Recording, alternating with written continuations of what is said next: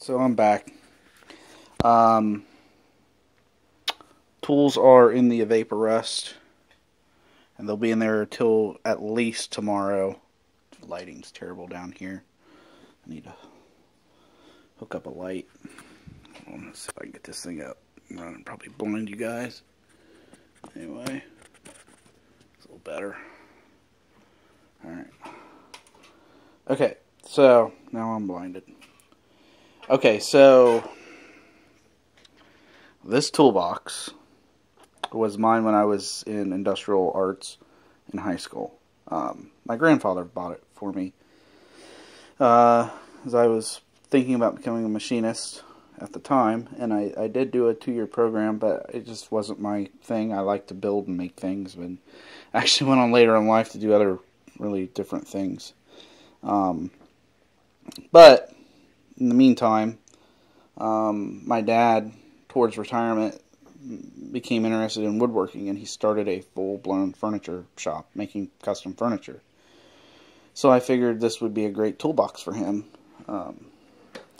I didn't need it anymore, and so he got it, and he used it for a long time, probably about 5 or 6 years ago, maybe a little longer, when he passed away. And it just sat in the shop. Now, the most amazing thing about all this is that none of it got stolen. At least the toolbox didn't. Years before, he had a lot of Craftsman tools, and they all got stolen by a relative, of all people, which is a shame, but it happens. So, at some point in my life, while he had this toolbox, I went and bought a set of metric Craftsman wrenches and sockets and a 1/2-inch Craftsman ratchet. So, in the last video I was showing you, I replaced some of those things. But anyway, so I'm not really sure how to use this thing, man. I remember using it in machine shop, and it was much easier because I only had like certain things, like cutting tools for lathes was in one of these. Cutting tools for a mill was in another one. I've kind of tried to make this thing as useful as possible, but it's not the easiest thing in the world. I've tried to locate as many Craftsman tools as I could. There's another toolbox out there in the old furniture shop that I got to go through, but it's pretty much empty. But what I got was a set of vice grips that was my dad's.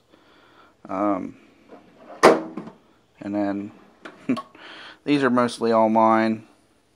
Here, this stuff I've put some oil on. A lot of my dad's tools are over here because they're woodworking tools. So, and then there's just some oddities left over from me and him at different times. But like, I don't even know what this thing is. Look at this screwdriver. Somebody's polished it, but I have no clue what this screwdriver was used for. And then, well, I know what this is. This is a Yankee screwdriver. I remember when he used to use this. But I did buy some cheap metric stuff and cheap standard American at Harbor Freight, which is what all this stuff is in here. Kind of moved it over here. So that's just cheap standard American, Taiwan, India, and stuff like that. Down here's the metric drawer. So, but anyway, my grandfather bought it for me. I used it, and then I gave it to my dad. When my dad passed away, I went out a couple of weeks ago, and I got it. So, and I've already had some of those moments where I'm thanking my dad for some of the things that were left in here, because I've already used some of them. Some things I have no idea why he had. I just, like this tire valve remover. It's weird stuff. There's some Craftsman stuff. Not a lot, though. You can see. So, anyway, if you guys know any way to make this thing work better, please let me know. This top drawer has just become basically like a catch-all. I need to make parts bins. I've got Schwinn hubs from like the 60s just hanging out in here. But screwdrivers are the hardest thing to find a home for in this thing. So, and then if you have something else you need to use, you got to dig through this stuff up here because the drawers aren't real deep.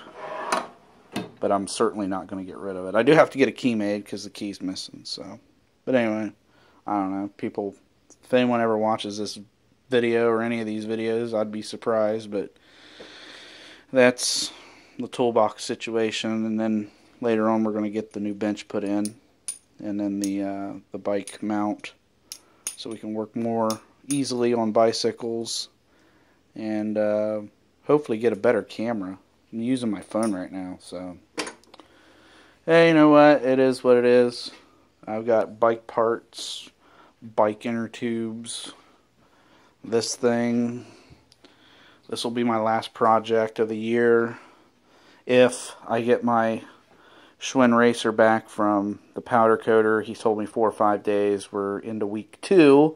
It'll be officially 2 weeks this coming Friday. So I guess we'll see.